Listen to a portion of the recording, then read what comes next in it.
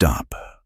Before you drift away, before your thumb moves on instinct, answer this honestly. Why are you here right now? You didn't click by accident. Something in you is searching, not for motivation, not for comfort. You're searching for an explanation, a pattern, a reason why some people seem to bend reality while others keep doing everything right and still fall behind. What I'm about to say won't flatter you. It might even irritate you.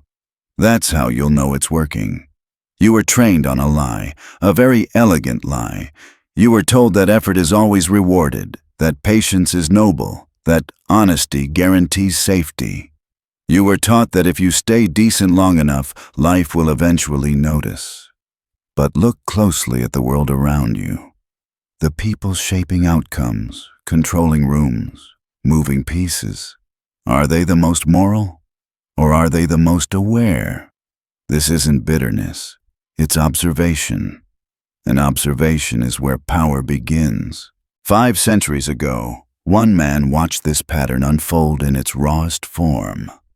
Not in theory, not in classrooms, but in blood-soaked politics and collapsing kingdoms. He didn't write ideals, he documented behavior.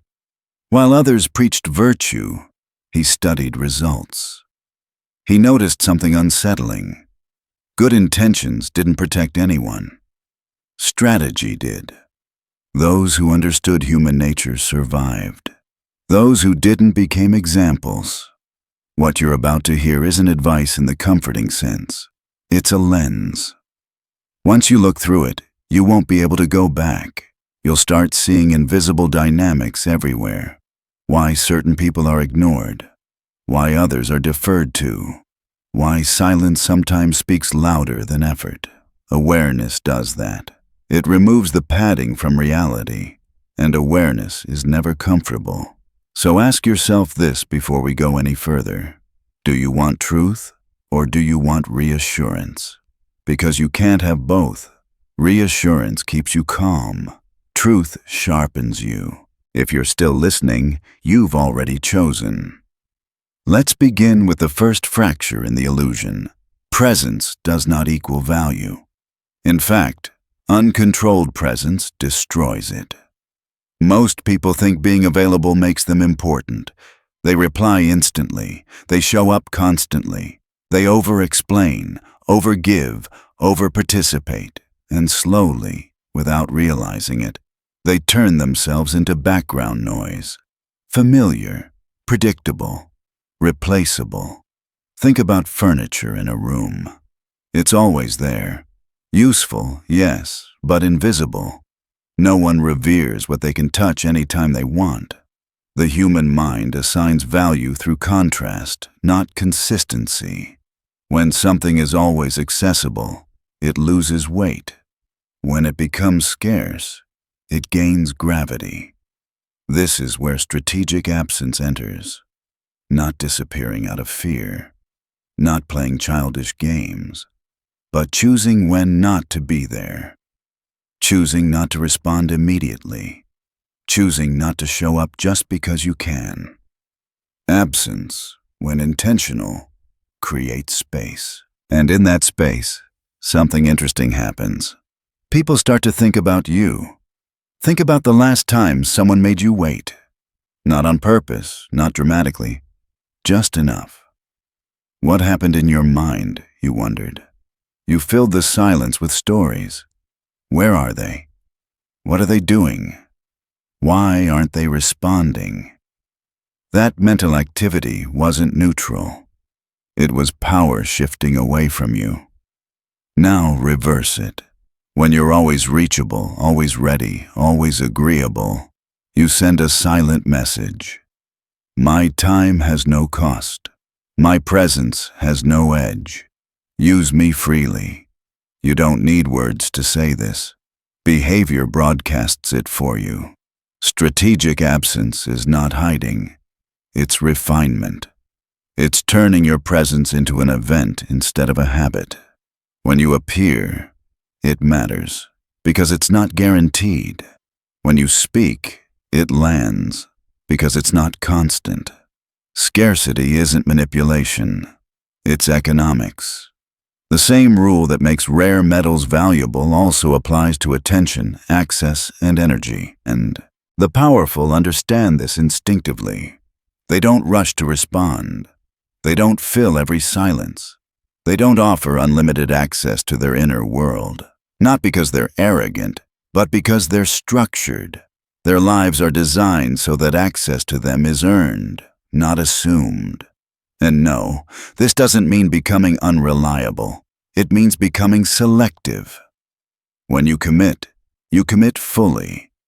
But you don't commit to everything. Your time becomes a gift, not a default setting. Watch what happens when you make this shift. People stop assuming. They start adjusting. Conversations become sharper. Interactions become more intentional. Your absence creates a vacuum, and nature hates a vacuum. In that empty space, value grows. Curiosity grows. Respect grows. The person who makes others pause, wonder, recalibrate, that person holds leverage. Not by force, by structure. Here's the uncomfortable part. If this sounds manipulative, ask yourself why. Is a diamond manipulative because it's rare? Is a seat at an exclusive table manipulative because not everyone gets one? No. It's valuable because it's limited. You don't get respected by asking for it. You get respected by behaving like someone whose time and presence mean something. Most people want to be valued while acting common. That contradiction is why they're ignored. If you want to be treated as premium, you must first treat yourself that way, through boundaries, absence, and restraint. Let this sink in. You don't become powerful by doing more. You become powerful by doing less, but doing it with precision.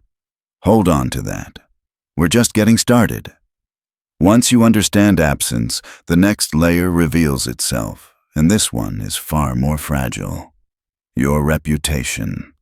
Not who you think you are, not who you believe yourself to be, but the story that walks into rooms before you do. Most people treat reputation like an accessory, something secondary, something that will take care of itself if they just keep their head down and do good work. That belief has destroyed more futures than bad luck ever did. Because reputation isn't a moral scorecard. It's a weaponized narrative. And whether you control it or not, it will be used. Think of reputation as shadow currency. You never see it directly, yet it buys everything that matters. Access, trust, opportunity, protection. When it's strong, doors open before you knock. When it's weak, or worse, unclear, those same doors quietly lock, and you'll never know why. Here's the part that unsettles people. You do not fully own your reputation. Other people carry it. They whisper it. They interpret it. They exaggerate it. And unless you are deliberate, they will define you in ways that serve them, not you. Every action you take writes a sentence in a story being told about you. Not later, now. Every decision is evidence. Every reaction is testimony. When you deliver consistently, that becomes a reputation. When you hesitate under pressure, that becomes a reputation. When you stay calm while others panic, that becomes a reputation. You are always teaching people how to think about you. Most men don't fail because they're incompetent. They fail because the story around them collapses. One rumor, one misinterpreted moment, one unanswered accusation, and suddenly the narrative shifts. They assume truth will save them. It won't. Stories beat facts every time. Truth is silent. Stories travel. The powerful understand this, which is why they protect their reputation as fiercely as they build it. They don't get emotional when it's threatened. They get precise. They respond quickly, not loudly. Strategically, not defensively.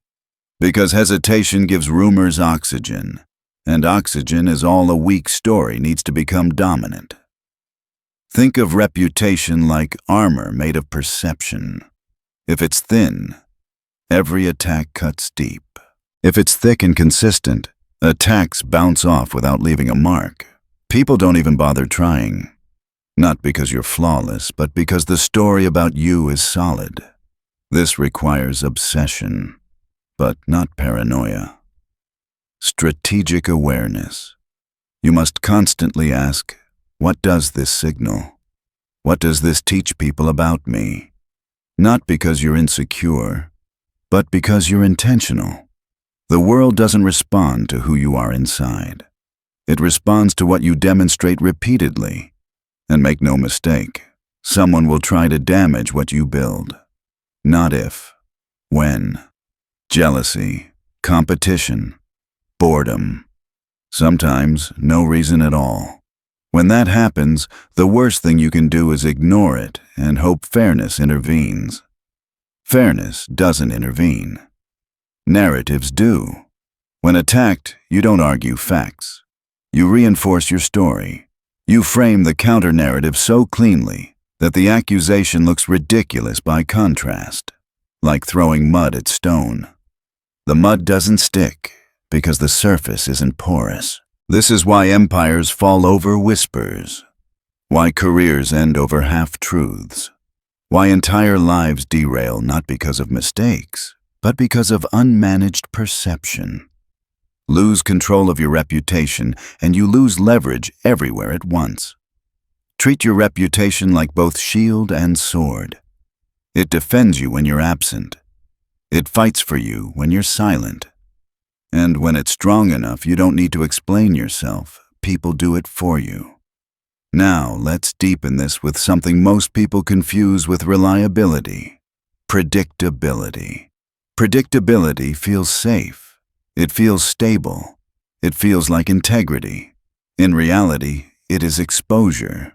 The moment someone knows exactly how you'll respond, you're no longer a person. You're a function. Press the button. Get the outcome. That's not trust. That's control.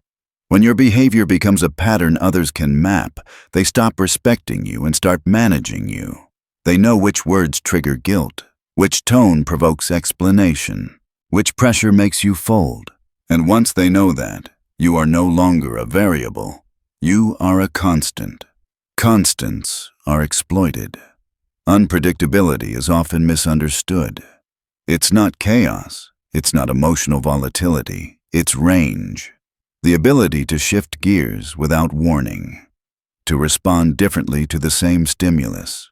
To sometimes act, sometimes observe, and sometimes disappear entirely. Imagine a chess opponent who always opens the same way. You don't fear them, you prepare. Now imagine one who changes tempo every game, who sometimes sacrifices pieces, sometimes plays slow, sometimes doesn't respond at all. You hesitate. And hesitation is the crack where power enters. When people expect aggression and meet calm, they recalibrate. When they expect compliance and meet silence, they panic. When they expect explanation and meet detachment, they lose footing. This isn't performance. It's protection. Rigid people mistake consistency for virtue. "This is just who I am," they say proudly. What they've actually done is hand the world a manual on how to defeat them. Flexibility is not betrayal of self. It's survival intelligence. The moment someone can farm the same reaction from you on demand, they own part of you. But when responses vary, sometimes firm, sometimes distant, sometimes non-existent, you become costly to engage with. Cost creates caution. Caution creates respect. Mystery is not deception. Mystery is leverage. The less people know about how you'll move, the more carefully they treat you. They stop testing. They stop pushing. They start watching. Comfort is the enemy here. Stability feels good, but it dulls the blade. In every environment where power exists, the one who can adapt fastest dominates. Not the strongest, not the loudest, the most fluid. And this leads us directly into the next principle, because even the perfect move, the perfect silence, the perfect shift means nothing if it's mistimed. Timing doesn't just matter. Timing is everything. Timing is the invisible hand behind every victory and every quiet defeat. Most people never see it, which is why they keep losing while insisting they did everything right. They focus on effort, preparation, intention. All important, but none of them matter if the moment is wrong. You can have the cleanest strategy in the world and still fail if you act too early. Move before the field reveals itself and you expose your position. You show your cards while everyone else is still bluffing. You spend energy before the real game begins. That's how people peak in rehearsal and collapse in reality. Move too late and the door closes. The opportunity hardens into memory. Someone else steps into the space that was waiting for you. And now you're left explaining your hesitation instead of living your result. This is the difference between acting when you feel ready and acting when the moment is ripe. Those are not the same thing. Readiness is internal. Timing is external. Power lives outside your feelings. The ones who win consistently have developed a rare skill, patience under pressure. They can sit in discomfort without reaching for relief. They can watch tension build without reacting just to release it. While others rush to prove something, they wait. While others talk, they listen. While others move from emotion, they move from alignment. Think of timing like heat. Too low and nothing changes. Too high and everything burns. The master knows exactly when to turn the flame. This requires restraint most people never train. Silence when ego wants expression. Stillness when anxiety demands action. Delay when pride wants recognition. The ability to hold position while everything inside screams to move is one of the clearest markers of real power. But don't confuse patience with passivity. The same people who can wait are also capable of moving with terrifying speed when the moment arrives. When they strike, they don't hesitate. They compress time. They create chaos that favors them. By the time others react, the outcome is already decided. This is the rhythm most people miss. Power is not constant aggression. It's controlled acceleration. Knowing when to let things simmer and when to apply pressure.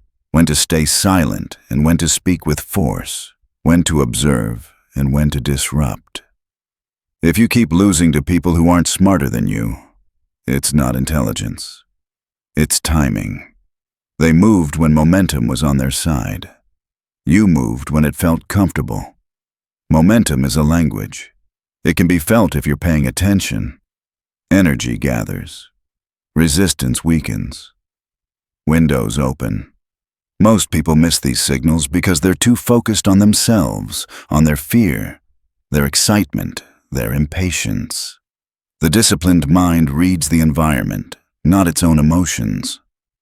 Once you see this, another truth becomes unavoidable. Your environment is shaping you more than you realize. Look closely at the people around you. Not the ones you admire from afar. The ones you see every day. The voices you hear. The standards you absorb. The habits that feel normal because they're familiar.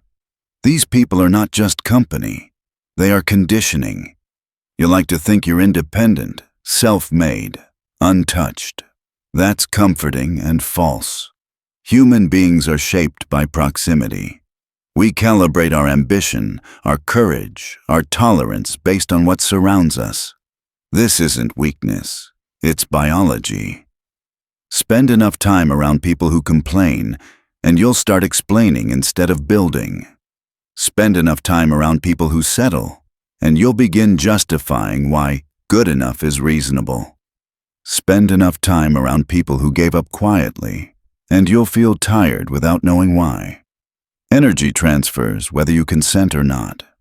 This is why those who rise are ruthless with their circles, not cruel, deliberate. They audit their proximity the way a strategist audits supply lines. Because they understand something most people ignore. Proximity equals programming, and programming becomes destiny. Every conversation is practice. Practice thinking smaller, or practice expanding. There is no neutral exposure. This doesn't mean you judge everyone. It means you choose influence consciously. You create distance from people who anchor you to old versions of yourself. Even if they love you, even if you share history, loyalty to your past self is often betrayal of your future one. Hard truth. Some relationships feel comfortable precisely because they keep you contained. They remind you who you used to be. They reward you for staying recognizable. Growth disrupts that, and disruption makes people uncomfortable. So you learn to say no, not loudly, cleanly. You decline invitations that once mattered, but now pull you backward. You stop explaining your evolution to people who benefit from you staying the same. This isn't abandonment, it's alignment. You begin surrounding yourself with those who challenge your pace, who normalize discipline, who stretch your thinking without draining your energy.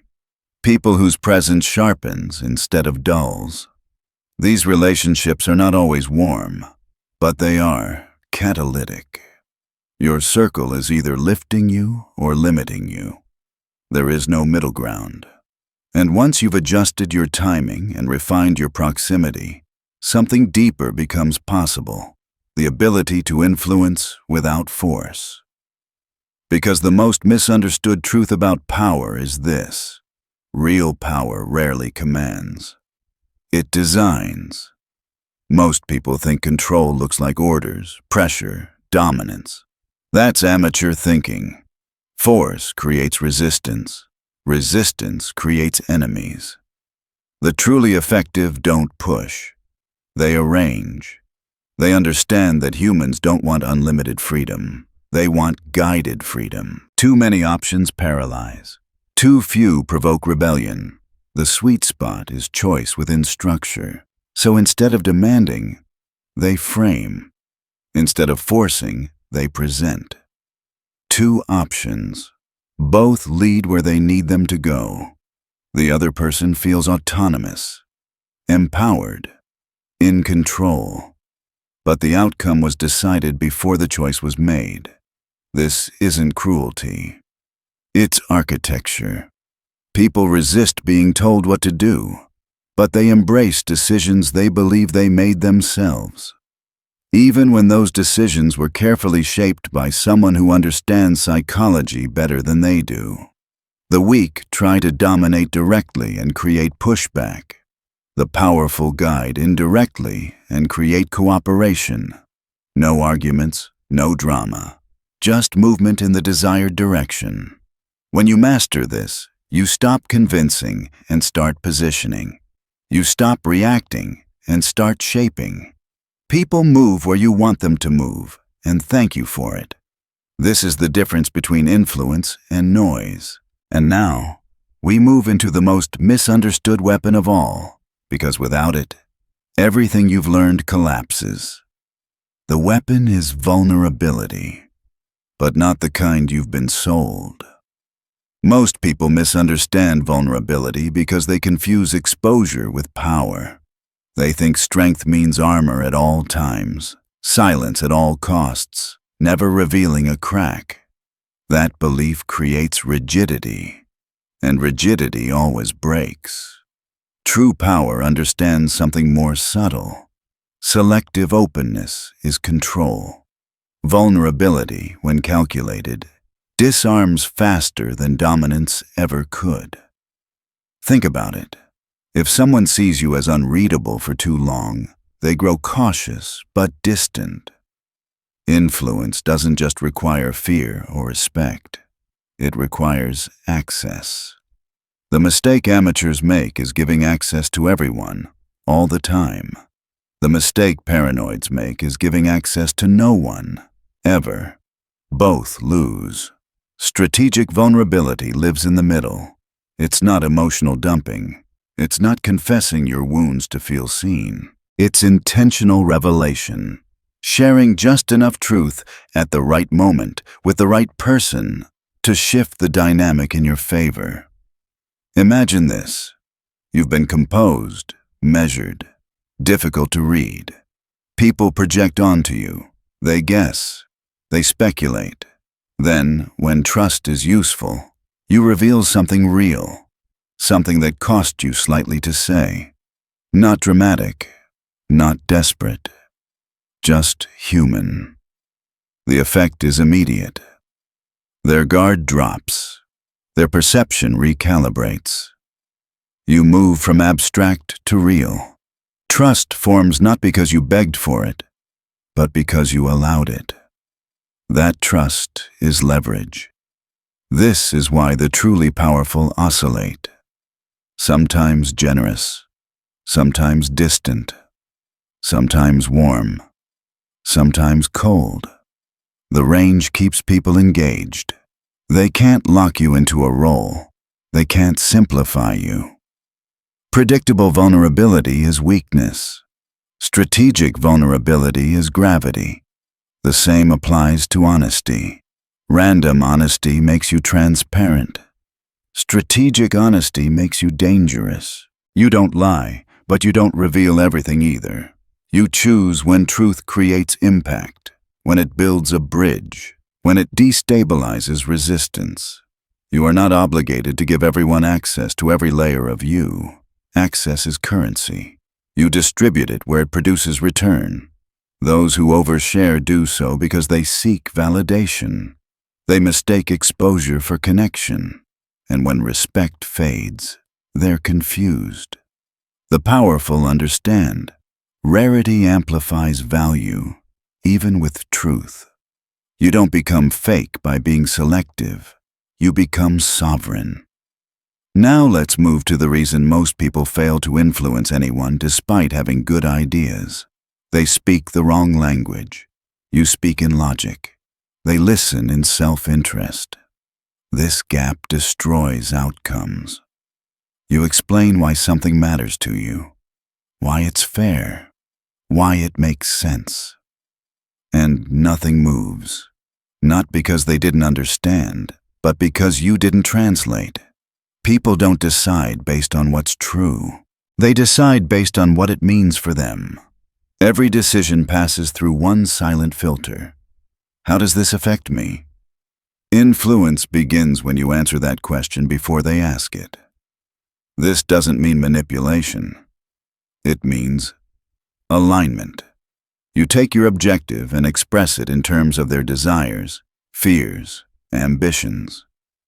You don't change the destination. You change the framing. Watch the effective operators. They don't convince. They reveal alignment. They show how the path they're proposing already leads to what the other person wants. No pressure, no persuasion, just clarity.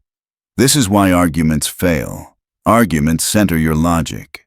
Influence centers their incentives. Once you grasp this, communication becomes surgical. You stop talking about yourself. You start talking about outcomes. You find the pressure point not to exploit, but to connect trajectories. And when interests align, movement happens naturally. Now comes the currency that underlies all others: information. Most people chase money, status, titles. These are surface rewards. The real game is played beneath them. Whoever knows more wins. Not knowledge in the academic sense. Insight, context, pattern recognition. The kind of information that reveals motives, trajectories, hidden constraints. The powerful are collectors, not of possessions, but of signals. They ask more than they answer. They listen more than they speak. They remember details others discard. They notice inconsistencies. They track patterns across time. Every conversation becomes intelligence gathering, not in a paranoid way, in a disciplined one. They create conditions where information flows toward them, where people feel safe revealing things, where truth surfaces naturally because it isn't punished. At the same time, they protect their own information relentlessly. They share selectively, reveal strategically, never more than necessary. Information asymmetry is advantage. Advantage is power. The less others know about your next move, the more room you have to maneuver. The more you know about theirs, the earlier you can position. This is why silence is so powerful. Talking leaks information. Listening gathers it. When you know what others want, fear, and hide, you're no longer reacting. You're navigating. You see moves before they happen. You prepare while others improvise. And yet none of this matters if you leave things unfinished. Loose ends are silent threats, incomplete actions, unresolved conflicts, half-closed doors, situations you assumed were done but weren't. These are time bombs. Most ambitions don't die from failure. They die from negligence, from avoidance, from discomfort with finality. Half measures create enemies. Ambiguity invites reinterpretation. Unfinished business resurfaces when you least expect it. The disciplined close loops. Completely, cleanly, without apology. When they act decisively. Not cruelly, but thoroughly. No space for comeback. No room for misreading. No lingering uncertainty. Clarity may feel harsh, but it prevents chaos. If you start something, finish it. If you end something, end it fully. If you confront an issue, resolve it beyond doubt. Assumptions are lazy.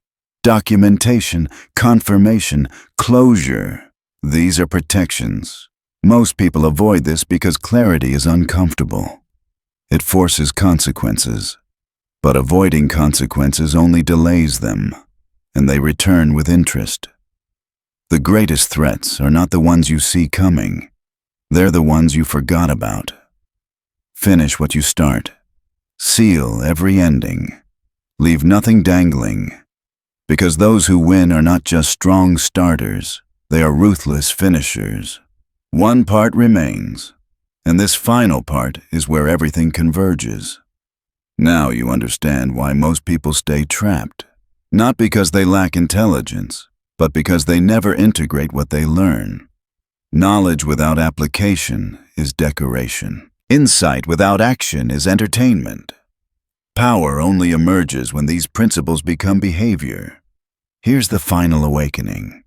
Awareness changes nothing by itself. It only creates a choice, and that choice is uncomfortable. Part of you wants to reject what you've heard, to label it dark, manipulative, too sharp for who you believe yourself to be. That reaction is the last defense of the illusion. The story that says the world rewards fairness more than strategy, that intentions outweigh outcomes, that being good is enough. It isn't. This isn't about becoming cruel. It's about becoming conscious. The game is already being played, with or without your consent. The only real question is whether you're participating deliberately or being moved unconsciously. The people who shape outcomes aren't evil.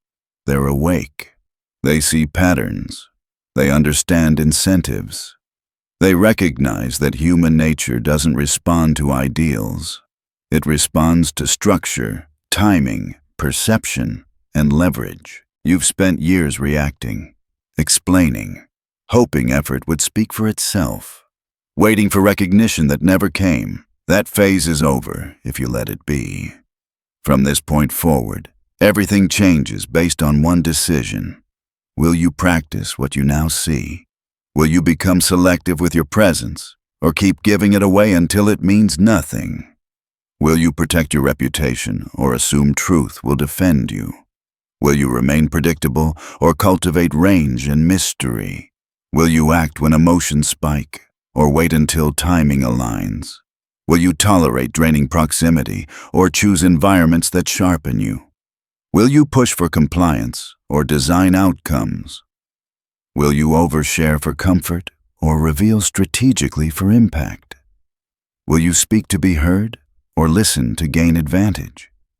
Will you leave loose ends or close every loop completely?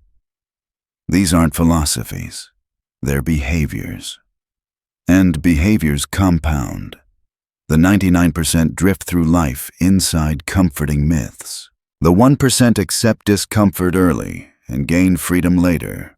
Not freedom from responsibility, but freedom from illusion. The world isn't fair. It's patterned.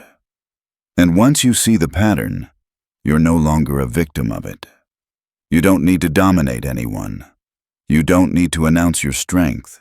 You don't need to convince. You simply need to move with awareness, restraint, and precision. The chessboard was always there. You were just taught to stare at one square. Now you see the whole board. What you do next defines everything. Stay aware. Stay deliberate. Stay 10 steps ahead.